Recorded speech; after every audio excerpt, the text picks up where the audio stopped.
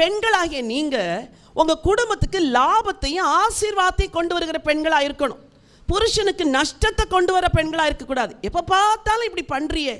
ஒரு நல்ல ஷர்ட் எடுத்துகிட்டு வந்திருப்பார், ஒரு 1200 ரூபாய்க்கு ஆசையாக வாங்கிட்டு வந்திருப்பார். நீங்கள் உங்கள் துப்பட்டாவையும் அவர் ஷர்ட்டையும் சேர்த்து ஊற வச்சுட்டீங்க. சாயம் எங்கேருந்து எங்கே இறங்கிரும் ஷர்ட்டில். முக்கிட்டு வெளியே எடுக்கும்போது தான் தெரியுது, ஐயோ ஷாலில் உள்ள சாயம் எதில் இறங்கிருச்சு, ஷர்ட்டில் இப்போ தானே எடுத்துகிட்டு வந்தார், இப்போ விழும் அடி அப்படின்லாம் தோணுது. அப்போது அவர்கிட்ட எப்படி சொல்ல? அதுக்கு ஒரு ஞானம் வேணும். சட்டையை காட்டணும், அதுக்கு ஒரு ஞானம் வேணும். இல்லை, இப்படிலாம் எவ்வளோ விஷயம் நடக்குது வீட்டில்.